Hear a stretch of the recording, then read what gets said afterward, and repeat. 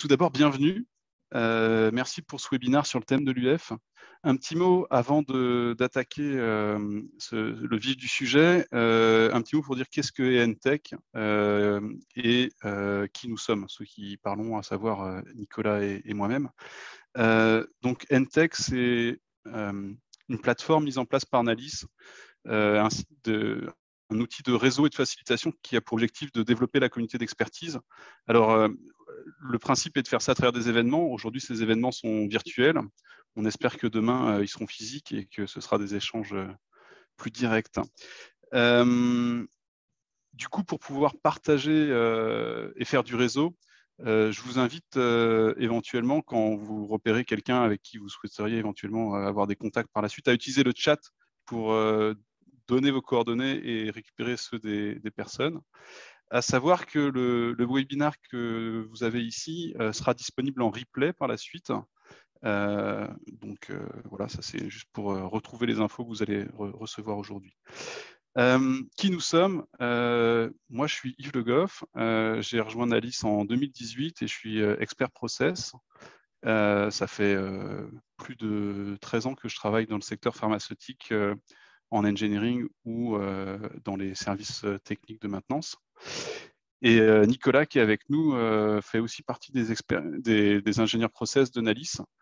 Ce webinaire qu'on fait aujourd'hui, il a pour objectif d'apporter un certain nombre d'informations et on l'a voulu large dans le sens où il a pour objectif de pouvoir expliquer qu'est-ce que c'est qu'une UF à quelqu'un qui n'en a jamais entendu que le mot, mais aussi qui permettent aux experts de pouvoir apporter et partager leur expérience et leurs tuyaux éventuels. Alors, on vous demande comment dire, s'il y a une coquille, n'hésitez pas à lever la main, c'est possible qu'elle ait pu nous échapper. On a essayé de faire une présentation synthétique et objective. Et donc, la première chose que je vous invite à faire, c'est si vous avez des remarques, des questions, levez la main, posez ça en direct. Moi, je vais faciliter ce webinaire et Nicolas va faire la présentation et le fil conducteur. Et donc voilà, prenez le pli. Si vous affichez la caméra, levez la main, prenez le micro. Ou si vous êtes vraiment timide, posez la question en chat, mais on espère que ce webinaire sera le plus interactif possible. Voilà, Nicolas, à toi de jouer. Allez, bonjour à tous. Oui, comme l'a dit Yves, l'objectif, c'est vraiment l'interaction. Donc, je vais vous poser des questions s'il y a des partages d'expérience à faire. Au contraire, n'hésitez pas à le faire, quoi. OK? Allez, c'est parti. Donc, l'objectif ici, c'est de présenter la filtration, l'ultrafiltration. Alors, hop là, est-ce que ça fonctionne? Oui, c'est bon. Concrètement, le programme va être, on va vous présenter un peu la filtration tangentielle, comment ça fonctionne, les différentes étapes, finalement, quelle est la finalité de ce produit, quelles sont les molécules qu'on voudrait obtenir, les avantages et les inconvénients, les types de membranes qu'on pourrait retrouver, les paramètres un peu critiques, et puis après la maintenance, et on va vous faire un peu high level pour savoir les différentes opérations pour lancer une UF. OK. Donc concrètement, une ultrafiltration, ça reste une filtration classique dont l'objectif, c'est de séparer les molécules entre elles, des molécules d'un liquide. Donc là, j'ai fait un petit schéma sur la gauche. On peut voir finalement la filtration qui va être frontale. Ça, c'est celle qu'on utilise quasi tous les jours avec votre filtre à café. On a un liquide avec des molécules et la membrane au milieu vient séparer les petites molécules des grosses molécules. Tandis qu'à droite, c'est la filtration donc tangentielle. L'objectif ici n'est plus avec une filtration frontale. On va appliquer une certaine force au niveau du liquide, donc de notre liquide. Le liquide passe et puis il y a un certain nombre de molécules, les petites molécules qui passent à travers la membrane en fonction de leur taille. Je vais expliquer comment on peut appliquer, par quel procédé on peut faire cette exclusion. Concrètement, voilà, notre système va se décomposer de cette manière-là. On a dans un premier temps une cuve produit. On peut avoir aussi une cuve tampon avec un système de tubing et donc des vannes d'ouverture et de fermeture et des pompes. On a notre cuve principale qui va nous permettre de manipuler notre produit. Et après, on a un système où on va avoir des filtres ben, un filtre, en l'occurrence, un filtre avec des systèmes de pression et une autre cuve qui va permettre de récupérer ce qui pénètre en fait la membrane. Dans un premier temps, on va faire passer notre cuve produit, donc c'est-à-dire là, par exemple, notre produit, notre vaccin, dans la cuve principale qui va nous servir à manipuler le produit. Hop là. Ensuite, on commence à initier notre système à travers différentes pompes et notre produit va passer à travers la membrane. Et donc, comme je vous l'expliquais, il y a une partie du produit qui va passer à travers la membrane et qui va être récupérée, et une autre partie qui va passer et qui va revenir dans notre cuve principale. Donc finalement, on peut voir les petites molécules vont passer à travers la membrane, tandis que les grosses vont pouvoir revenir et ainsi de suite. Si je rentre un petit peu plus dans le détail, notre membrane, donc notre produit passe à travers notre membrane. Ce qui est retenu va revenir ici. Et donc là, on a notre rétenta, c'est ce qu'on appelle rétenta, tandis que ce qui va pouvoir pénétrer la membrane et donc passer à travers, donc on appelle ça notre perméa. Donc c'est vraiment des termes assez spécifiques en fonction donc justement de la taille. On continue, on vide finalement notre cuve produit pour pouvoir finalement filtrer tout notre produit. Donc là, on passe sur la phase de circulation. Ensuite, après, une fois que notre cuve est complète, on commence au fur et à mesure à avoir une concentration. C'est-à-dire qu'admettons, on avait une cuve produit par exemple, de 10 litres et que on le passe, on souhaite diminuer donc ce volume-là, mais avec le même nombre de molécules, on va concentrer. Et donc, on peut avoir, en fonction de notre process, on peut avoir différents facteurs de concentration. Par exemple, même pour concrétiser, admettons, on a une cuve de 10 litres, on veut concentrer 5 fois, on va donc avoir un volume final de 2 litres ici. Donc, c'est finalement cette étape-là. Et là, voilà, à la fin de cette étape ici, on a notre concentration euh, obtenue, désirée, disons quoi. C'est par différents, on peut l'obtenir par différents moyens, en fonction du poids, en fonction des filtres, des débitmètres, qui permettent de calculer à partir de quand on a notre facteur de concentration. Une fois qu'on a obtenu donc la concentration désirée, on va commencer à diafiltrer.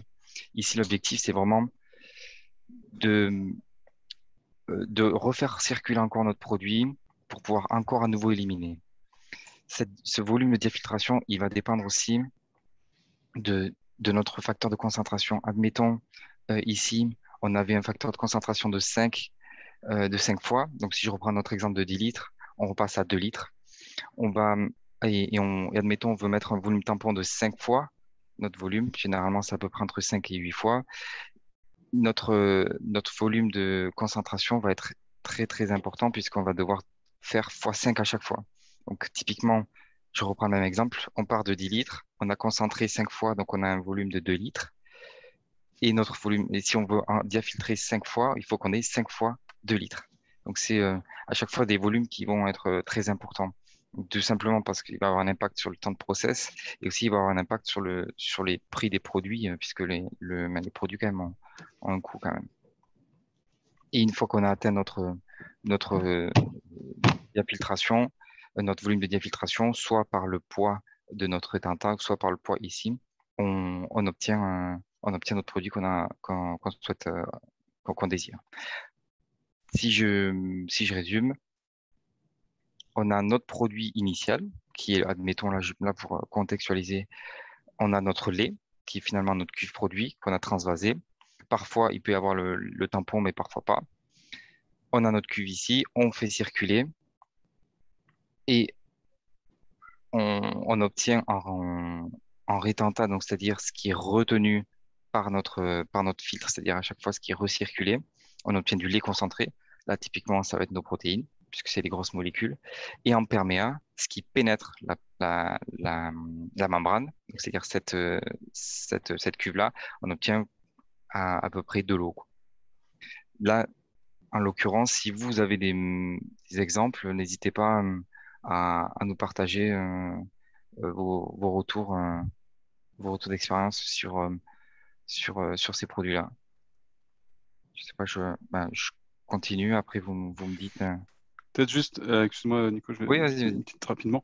Je voudrais juste vérifier si dans l'audience, hein, il y a tout type de public. Il y a des gens qui savent très bien ce que c'est qu'une UF et qui viennent certainement rien d'apprendre dans ce qu'on vient d'expliquer ici. Il y en a peut-être d'autres qui ne découvrent ce que c'est. Est-ce que tout le monde a bien saisi la différence entre une filtration classique, dite frontale, et ce qu'on appelle ici la filtration tangentielle? N'hésitez pas à poser la question, il n'y a pas de questions stupides et le but du jeu, c'est de nous assurer qu'on ne vous a pas perdu sur ces premières étapes. Et donc, voilà, c'est porte ouverte aux questions dès maintenant. Surtout, n'hésitez pas. Ok. Je continue. Après, au pire, on pourra revenir pour Ouais, la suite, hein. Ok. Et là, justement, l'intérêt, nous, en tout cas, pour l'ultrafiltration, c'est il y a différents types d'applications. On peut l'avoir en cosmétique, on peut l'avoir du point de vue environnement et séparation des huiles. On peut aussi avoir du traitement pour du traitement de l'eau. Donc l'industrie pharmaceutique, on connaît un peu mieux. L'industrie automobile. Et après, on peut aussi l'avoir pour tout ce qui est alimentaire. Nous, on connaît pour beaucoup l'industrie pharmaceutique, mais et dans notre cas, ce qui est la molécule finalement d'intérêt elle se situe dans le rétenta, puisque c'est là où notre vaccin va se situer.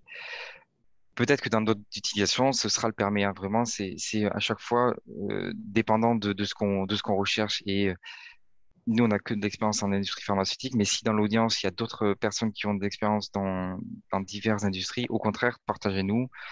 Si dans votre cas, c'était plutôt le perméa qui était intéressant, n'hésitez pas. Voilà.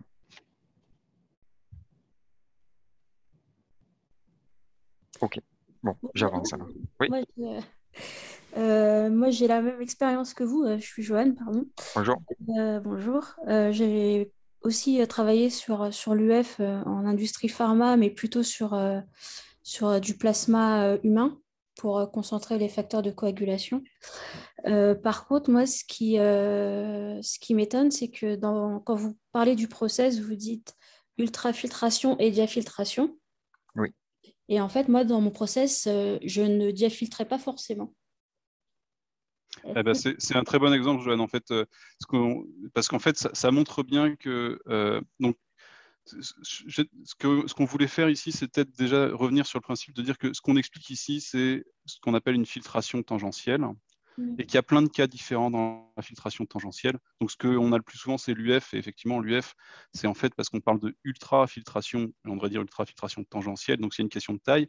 Et il y a la question, Nicolas, je ne sais pas si tu veux revenir sur le slide juste avant où tu montrais les différentes étapes, où en fait, on voit qu'à travers une UF, on est entre autres capable soit de concentrer, soit de diafiltrer, et on peut utiliser l'UF soit pour l'un, soit pour l'autre, soit pour faire les deux. Et donc, mais Johan, pardon, on est intéressé de savoir comment est-ce que ça se passait chez vous dans le plasma, comment vous mettiez en œuvre votre UF.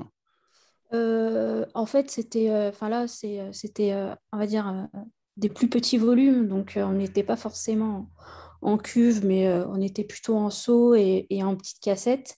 Mhm. Et en fait, effectivement, nous, on récupérait le rétenta, donc le plasma concentré, et effectivement, le filtrat, enfin le perméa, pardon, ne nous intéressait pas forcément. Je m'emmêle les pinceaux.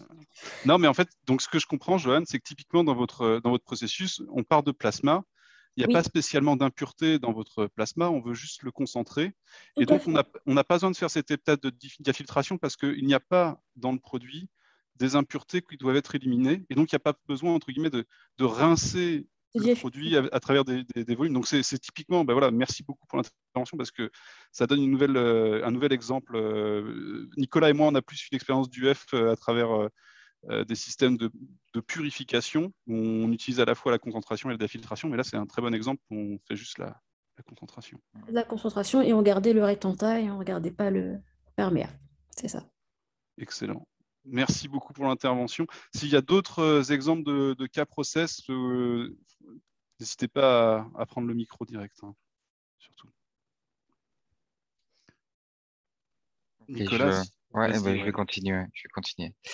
Donc là, maintenant, on va passer au niveau des avantages de la filtration tangentielle et on va toujours le comparer avec la filtration frontale, hein, d'accord? L'avantage de la filtration tangentielle, c'est qu'on n'a pas pas de clogging, disons.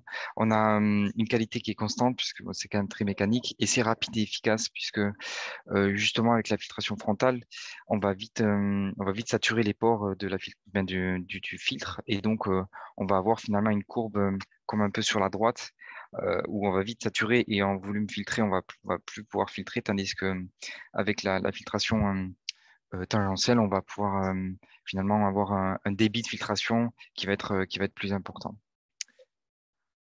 Par contre, les désavantages quand même, c'est que c'est coûteux. On va voir par la suite, c'est quand même coûteux. Justement, les filtres sont assez chers. Le process est plus complexe puisqu'il y a quand même des paramètres un petit peu sur lesquels il faut jouer, il faut faire attention. Et après, il y a les membranes qui vont être parfois en tout cas sensibles aux, aux agents chimiques.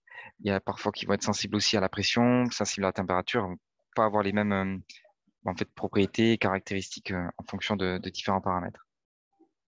Justement, donc ces membranes, quelles qu'elles sont, c'est des membranes qui sont donc semi-perméables puisqu'elles laissent passer certaines membranes, certaines molécules. Elles peuvent, euh, elles peuvent être de type organique ou inorganique.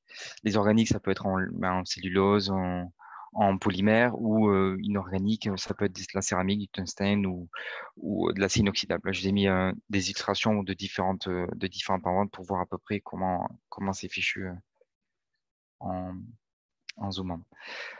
Comment on va choisir nos membranes? On va la choisir en fonction de la taille de la porosité finalement, qui va être déterminante. Et on appelle ça le molecular weight cutoff ou cutoff, qui nous permet vraiment de déterminer quelle taille et quelle sélection on va vouloir déterminer. Puisque là, dans notre dans ce schéma, on peut voir que finalement l'ultrafiltration fait partie de la diafiltration générale, c'est-à-dire qu'on peut avoir, en fonction de la taille des molécules, on peut avoir donc la filtration, microfiltration, l'ultrafiltration, de la nanofiltration, tandis que la, l'osmose inverse, là, pour le coup, c'est encore un autre système qui est différent, mais finalement, en fonction de la taille de ce qu'on recherche, on va appliquer une filtration tangentielle. L'ultrafiltration n'est qu'un cas finalement de la filtration tangentielle.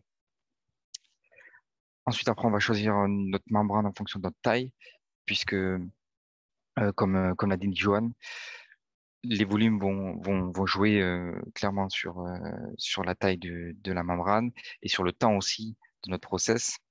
Et après, en fonction du type de membrane, puisqu'il existe différents types qui sont de type des cassettes plates, des fibres creuses ou encore d'autres. Et justement, en tout cas, l'industrie pharmaceutique, on va plus avoir affaire à des cassettes. L'avantage, c'est quand même que c'est efficace. Il y a un rapport taille, surface de filtration qui va être très, très, très important.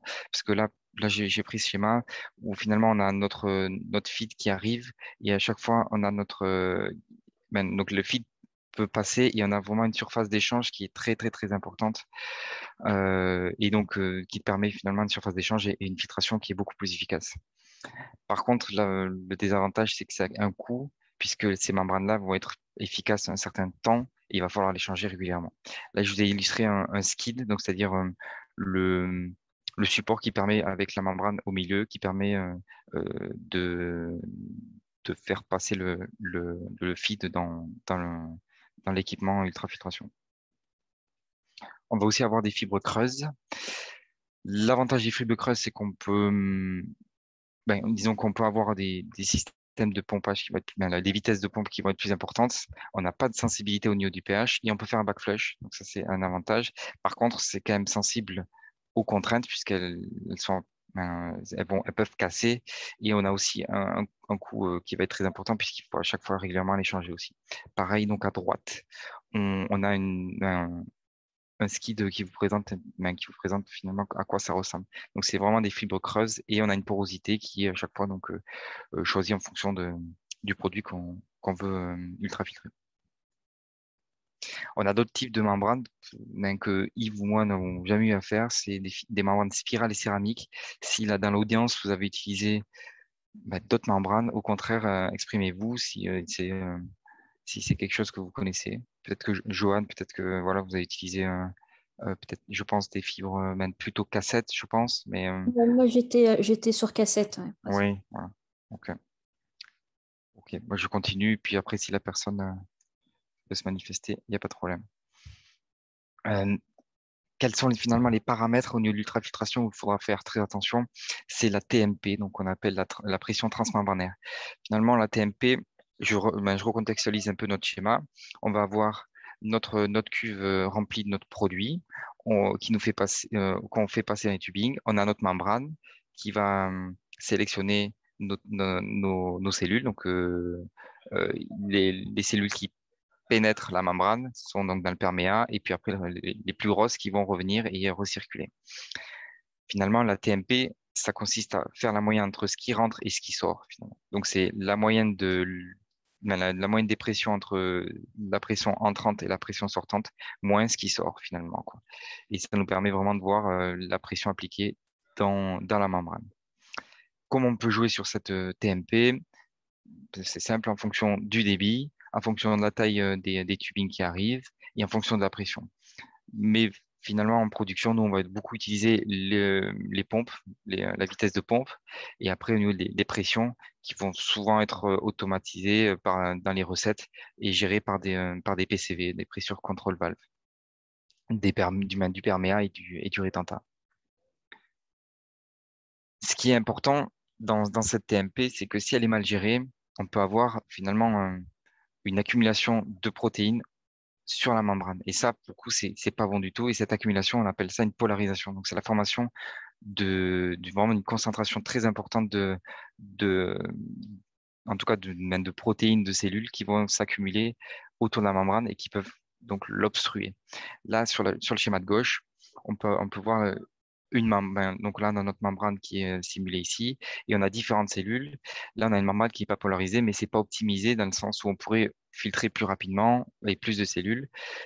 Et c'est dans ce cas-là ici où on a vraiment on a des cellules qui pénètrent la membrane et qui passent à travers sans l'obstruer. Et dans le dernier schéma, là, on voit que c'est très compliqué puisqu'il y a des cellules qui sont, il y a beaucoup trop de cellules qui sont sur la surface de la membrane et donc qui gênent l'efficacité de la filtration. Sur le schéma de gauche, vraiment, on peut le voir un peu plus, un petit peu plus. Sur le premier schéma, on voit qu'il y a une concentration de cellules de cellules ou d'agrégats en tout cas, qui sont homogènes. Tandis que sur le schéma en dessous, on peut voir vraiment qu'il y a une couche, finalement, un clogging qui se forme. Et là, c'est vraiment très problématique parce qu'en plus, cette couche-là, on peut plus l'enlever, même après un flush, même après un cycle de nettoyage, c'est compliqué et on perd finalement en efficacité et la membrane va moins bien filtrer. Nicolas, excuse-moi, Oui, juste si tu peux rester sur le schéma précédent. Oui, tu disais cellules, mais on parle oui, de molécules, hein, plutôt en molécules, général oui. sur l'UF. Et alors, je voudrais juste dire, la couche de polarisation, c'est normal qu'on en ait une quand on fait de l'UF. Et il y en aura une à chaque fois qu'on fait de l'UF. Le problème, c'est que si on force de trop, effectivement, qu'on arrive dans le cadre de la membrane avec une polarisation incontrôlée, elle sera plus réversible. Et si elle est plus réversible, bah, effectivement, la membrane perd sa capacité de filtration et va du coup perdre on va devoir l'acheter assez vite puisqu'on ne pourra pas la réutiliser pour les lots suivants. Est-ce qu'il y a des gens dans l'audience qui ont déjà eu le cas d'avoir des membranes qui ont subi des erreurs de process et qui du coup sont retrouvés à avoir des durées de vie bien plus courtes que prévues et qui ont eu des cas comme ça, d'erreurs de manip sur des TMP qui ont conduit à des blocages des ports de filtration? Non, vous avez soit pas d'UF, soit vous l'avez toujours super bien géré. C'est une excellente nouvelle. Enfin, en tout cas, que vous n'ayez pas d'UF, non, ça c'est très triste, mais que vous l'ayez toujours bien géré, ça c'est top. Ok, vas-y, à toi Nicolas, Mais- sorry. Non, non, vas-y, t'inquiète, pas de souci. Et justement, donc, pour évaluer justement la capacité de notre membrane, mais l'efficacité de notre membrane, on utilise un test qui s'appelle le NWP, donc Normalized Water Permeability. C'est des conditions qui nous permettent, qu'on fait circuler de l'eau avec des paramètres bien précis, donc TMP constant et des températures constantes. Et donc, ça nous permet vraiment d'évaluer la pénétration de notre liquide à travers la membrane.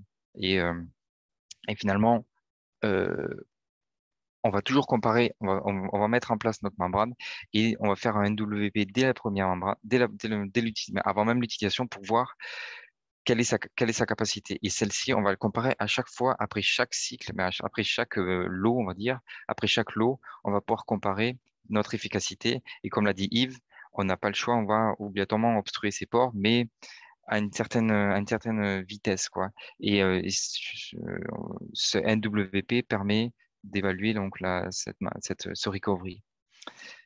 Maintenant, c'est très process dépendant et là, j'ai voulu vraiment vous illustrer l'évolution de ce lifetime, en tout cas de cette cassette-là. Concrètement, on a notre premier batch qui correspond à 100%, puisque notre cassette est vierge et elle n'est pas obstruée. Et puis, au fur et à mesure des lots, hop là. Donc là, on a notre NWP en pourcentage et puis on a nos lots. On peut voir une évolution, c'est normal, à travers le temps. Donc l'efficacité de la membrane diminue, c'est logique, c'est quelque chose qu'on accepte. Et maintenant, c'est à savoir jusqu'où on est prêt à accepter notre perte de produit. Là, j'ai pris un exemple, j'ai mis 70% comme seuil. Donc là, on peut se dire qu'à partir du 10e lot, on atteint finalement notre seuil et on a une perte qui est trop importante au regard de notre filtration. Donc, on change notre cassette pour repartir à zéro et ainsi de suite. Moi, dans mon cas, chez GSK, on était à 10 lots validés. Donc, tous les 10 lots, on devait changer d'ultrafiltration.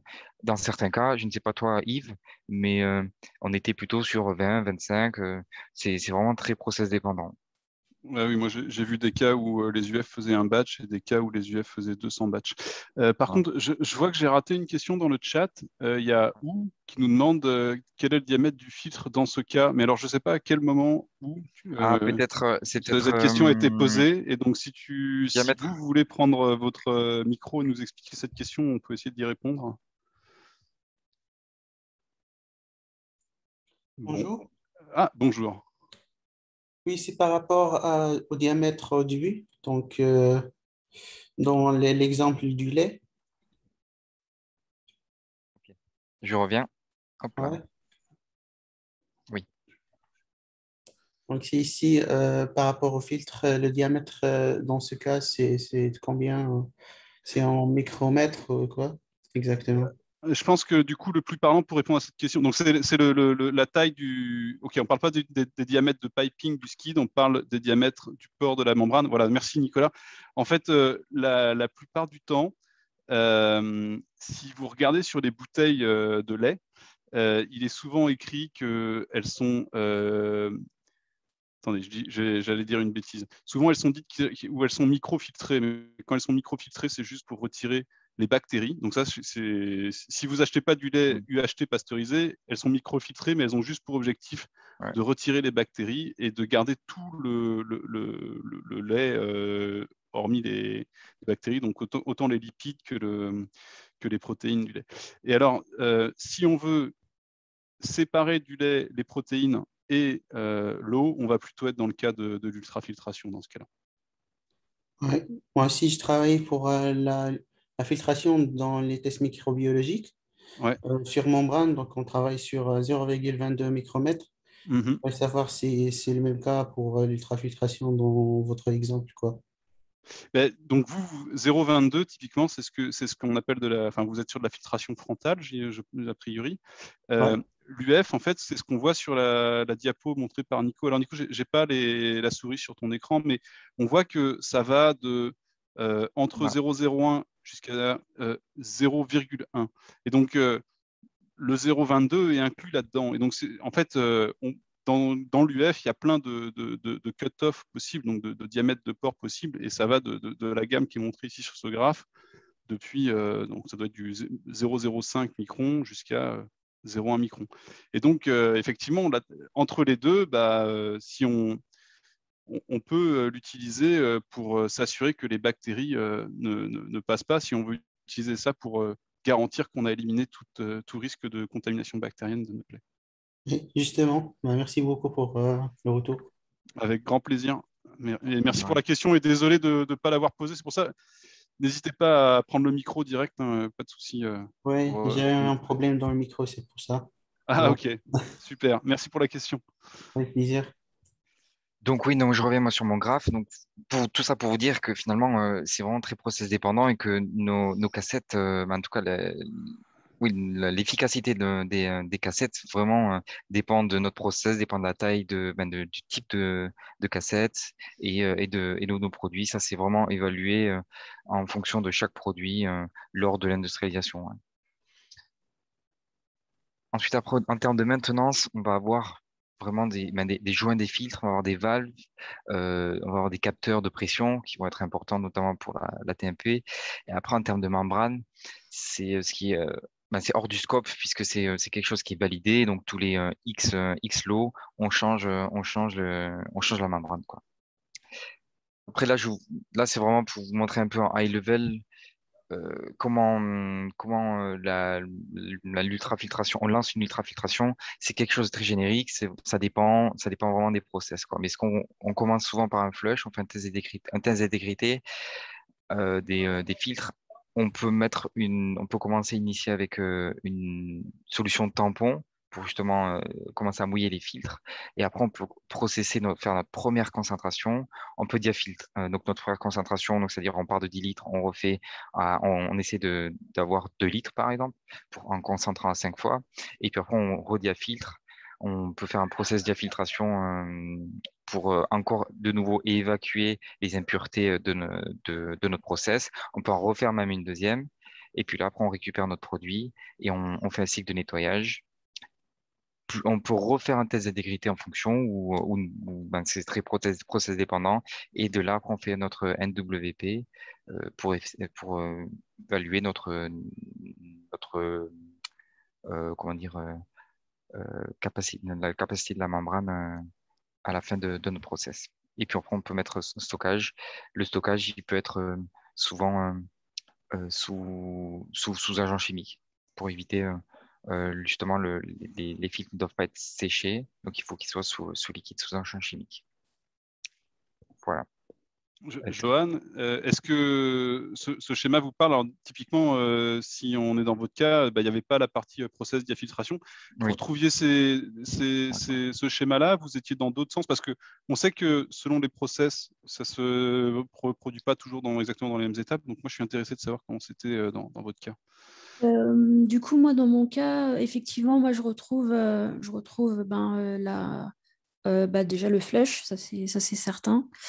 Ce qu'on faisait, nous, on faisait un NWP avant utilisation. Donc, après le flush, on faisait. Après, c'était process dépendant, puisque un coup, on faisait de la concentration uniquement. On avait un process où on diafiltrait, mais c'était très rare. Et ensuite, il y avait bien le nettoyage. Et on n'avait pas de test d'intégrité. Et c'est là où j'avais une question. C'est est-ce que le NWP peut nous permettre de nous affranchir du test d'intégrité, puisque quelque part, si les résultats du NWP sont non conformes, par exemple, si on a un débit démentiel, ça veut dire que notre intégrité est compromise. Donc pourquoi faire les deux? C'est une question qui n'a pas de réponse, en fait, Johan, de mon point de vue, parce qu'en fait, ça va être sans fin avec. Enfin, moi, j'ai eu des débats sans fin dans le cadre de précédentes expériences à faire des tests d'intégrité ou pas. Mais je vous rejoins. On pourrait arbitrer de faire l'un ou l'autre. Sauf que, par exemple, dans le cas des fibres, je pense que dans le cas des cassettes, en général, on va juste se contenter du NWP. Par contre, dans le cas des fibres creuses, j'ai vu plus souvent des problèmes de fibres plus fragiles, et on était intéressé d'avoir du coup ce test d'intégrité en plus, qui est en général un test fait avec une mise sous pression du filtre et une mesure du débit de gaz qu'on fait. Et voilà, je n'ai pas de réponse absolue à cette question, et je pense que c'est vraiment très process dépendant et aussi dépendant de comment se positionne notre partenaire qualité dans les discussions sur ce point. Bien sûr. Moi, j'avais une deuxième question. Et après, je vais peut-être laisser les autres s'exprimer. Effectivement, moi, je faisais le stockage sous agent chimique. qui avait tendance à améliorer le NWP initial. Est-ce que vous avez déjà eu ce type de phénomène? Moi, pas. Non, j'ai pas eu ce cas-là. Parce qu'en fait, Euh, je stockais en soude, enfin, c'était une faible concentration de soude. Et en fait, on était encore meilleur après stockage qu'après le cleaning. On ouais, pensait que... mais après c'est pas absurde, hein, parce que si on stocke en soude, la soude a aussi un effet qui peut être un peu décapant, donc c'est pas totalement absurde. Mais moi, je l'ai pas expérimenté sur les process que j'ai connus. Ok, ça marche. Et alors, pour répondre à Beth et à Fatima, donc MWP avec maman, Walter, Patrick, ça on n'a pas. Ah oui, voilà, mais donc NWP avec N comme Nadine, c'est effectivement ce que a répondu où, c'est Normalized Water Permeability. Et donc si on remonte d'un slide, Nico, si tu veux bien remontrer, c'est ce que Nicolas a montré juste avant. Ouais, encore un coup, s'il te plaît. Voilà, c'est le principe, c'est de faire passer de l'eau sur la membrane à des caractéristiques de pression et de débit, enfin de TMP et de débit qui sont toujours les mêmes. Et on répète cette mesure d'un lot au suivant. Et en fait, à chaque fois qu'on fait un lot, la membrane s'encrasse un petit peu plus. Alors s'encrasse, il ne faut pas le dire à un QA, il y en a peut-être dans la salle, donc j'ai peut-être fauté par ce vocabulaire, mais la membrane reçoit un peu plus sur cette couche de polarisation et perd en capacité de filtration. Et donc, on utilise cette mesure de perméabilité pour pouvoir se dire quand est-ce qu'on va juger que la membrane aura trop perdu en capacité de filtration pour dire stop, on arrête le tour avec cette membrane-là et on va remplacer la membrane et continuer notre process avec une nouvelle membrane. Et donc, c'est l'exemple que Nicolas a montré ici. On voit effectivement qu'au fur et à mesure des lots, chaque mesure de NWP diminue. Et dans le cas qu'il a proposé, on a supposé qu'en dessous de 70% du NWP initial, on était au-delà de la durée de vie maximum de la membrane qui a été validée initialement.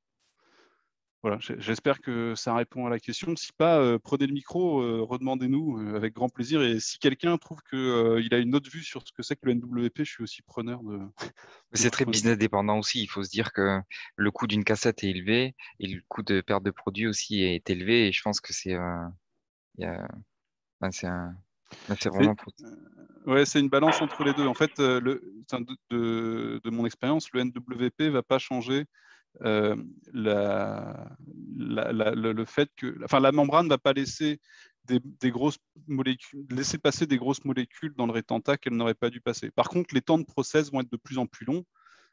Et donc, au bout d'un moment, le temps de process est tellement long que c'est plus acceptable. Enfin, il y a un certain nombre d'entreprises où on doit s'assurer que l'UF se déroule en tant de temps et pas plus, parce que si ça fait plus, ça impacte toute la chaîne de production. Bonjour, oui, merci d'avoir répondu à la question. Tiens, j'en profite pour poser une deuxième question concernant la diafiltration.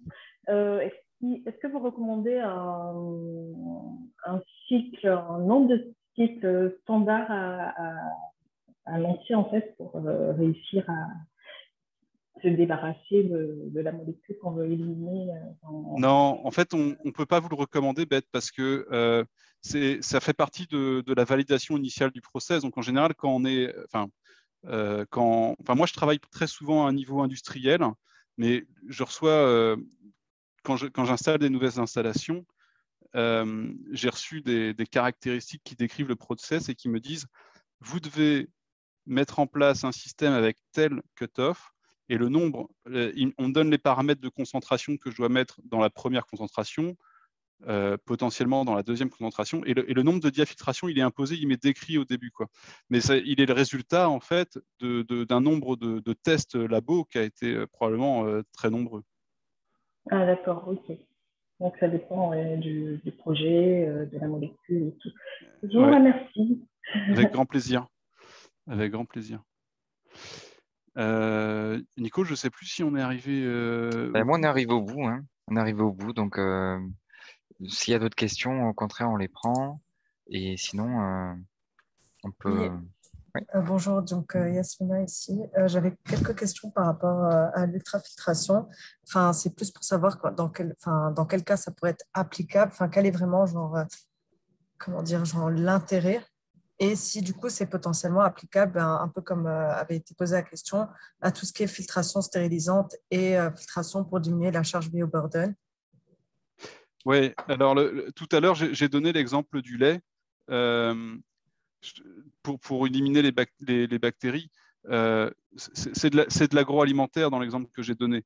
Et donc, on l'utilise pour diminuer la charge bactérienne, mais on ne revendique pas des statuts stériles sur les laits microfiltrés. En général, il y a toujours une date de validité du lait et il faut le boire dans les temps donnés et on ne peut pas le stocker hors du frigo, sinon ça va devenir du lait caillé.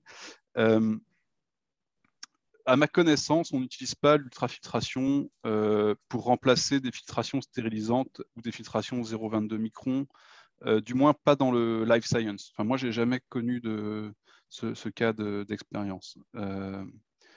Donc, si je comprends bien, l'objectif, ce serait d'enlever des impuretés et de pouvoir concentrer son produit, quoi. Oui, en fait, si je peux revenir sur pourquoi il y a deux concentrations.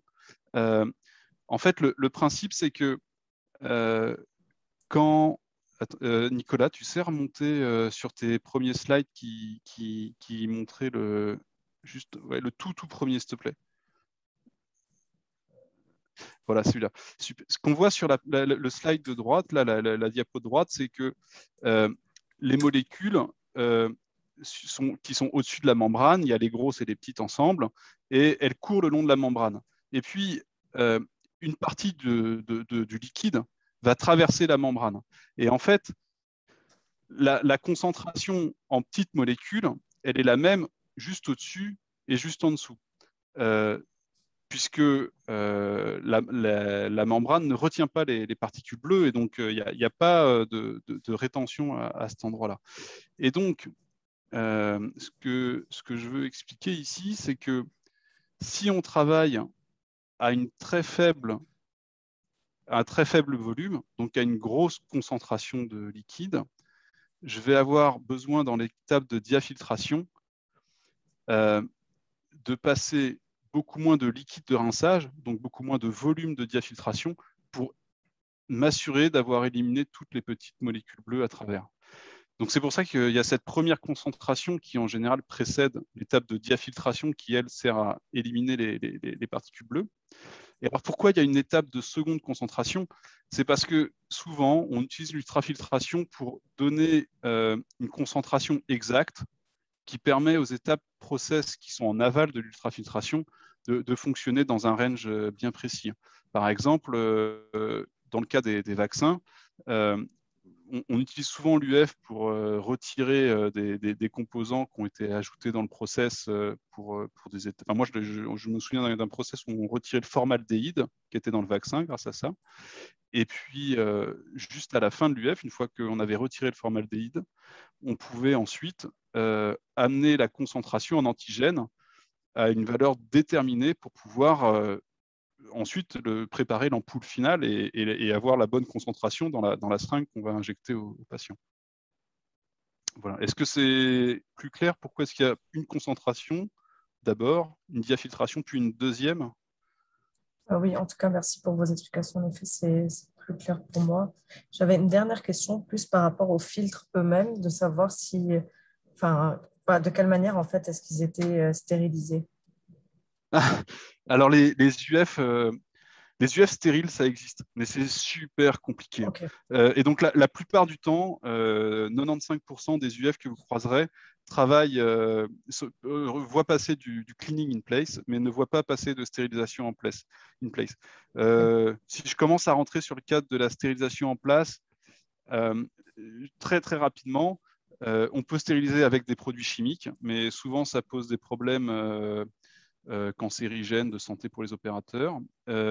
Et stériliser à la vapeur, c'est possible, mais le problème, c'est que membranes sont très sensibles aux températures.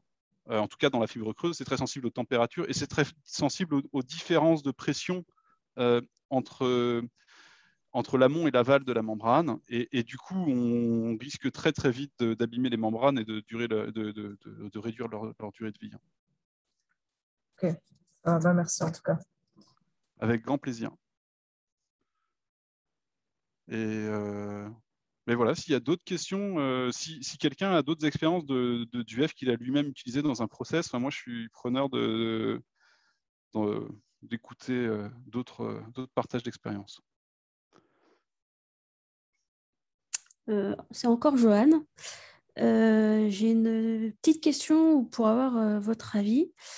Dans votre schéma, vous avez présenté tout à l'heure, donc il faut une pompe pour pouvoir amener le produit au système de filtration.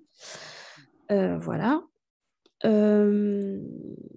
Moi, j'ai eu un gros débat sur le type de pompe. En fait, à la base, on avait des pompes péristaltiques, toutes simples pour pouvoir acheminer le produit. Et en fait, on a mis en place des pompes à lobe parce que potentiellement, en fait, les pompes péristaltiques qui font des à-coups parce qu'ils ont des galets pouvaient abîmer la membrane par augmentation de la pression en entrée. Est-ce que vous avez des retours là-dessus? Enfin, est-ce que vous avez un avis? Je ne sais pas. Dites-moi. Moi, j'ai pas d'avis sur la question. Après, je crois que ça dépend beaucoup de la membrane que vous utilisez. Mais si j'ai bien suivi, Joanne, ce que vous utilisiez, c'était des cassettes type Millipore, Pelican. C'est exactement ça. Oui, oui. Ouais. À ma connaissance, c'est des membranes qui sont quand même plutôt résistantes. Donc, je suis surpris qu'elles ne supportent pas les petites pompes péristaltiques. Après, je suis entièrement aligné avec le principe qu'une pompe dite à lobe, ce sera plus doux et c'est un niveau technique supérieur. Est-ce que c'est nécessaire? J'en sais rien. Là, je crois que la réponse se trouve, si vous avez fait le changement, la question est de savoir si vous avez effectivement constaté une évolution de votre durée de vie de membrane. Ben, en fait, vu qu'on a carrément changé de process, on n'avait pas vraiment de comparatif.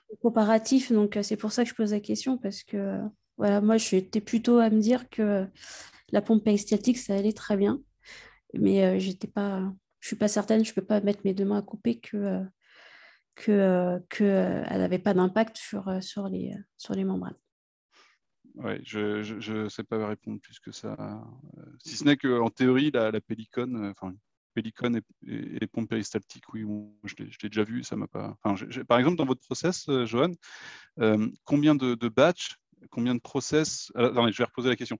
En moyenne, une membrane Pelican, voyez passer quel volume de produit et un batch, et combien de batchs vous voyez passer les membranes? Alors, pour le volume de produit, on était plutôt sur une trentaine de litres. Donc, c'était vraiment du petit volume. Et sur le nombre de batchs, on était sur une trentaine de batchs, à peu près. D'accord. Et vous, dans votre process, de ce que je comprends, Joanne, tout était full manuel. J'imagine que les sondes de pression, les opérateurs les lisaient. Il n'y avait pas d'automation. C'était piloté full manuel, de ce que je comprends. Oui, c'est ça. On était full manuel. Voilà, c'était en lecture. Et pareil, pour faire de la contre-pression, c'était des vannes manuelles. Enfin, on était vraiment en full manuel. Oui, mais alors, en fait, c'est intéressant ce que vous dites, parce que moi, ce que j'ai envie de partager avec les gens présents, c'est que du coup, une UF, on vous a expliqué les grands principes, mais il y a plein de manières de le mettre en œuvre. Vous pouvez imaginer soit un système totalement manuel avec un opérateur qui doit contrôler les paramètres et surveiller tout en permanence, piloter la vitesse de pompe, potentiellement régler manuellement les vannes de contre-pression qui se trouvent sur le rétentat et le filtrat, ou vous pouvez imaginer un skid full automatisé et avec des interfaces d'écran. Voilà, on a présenté l'UF et le champ d'application est vraiment très large derrière. Bon, je pense qu'on peut clôturer maintenant. Merci à vous pour la présentation. Et puis, à bientôt pour un prochain webinaire NTech. Merci. Bonne journée à tous. Bonne journée, au revoir. Merci Au à revoir. vous. Merci Nicolas.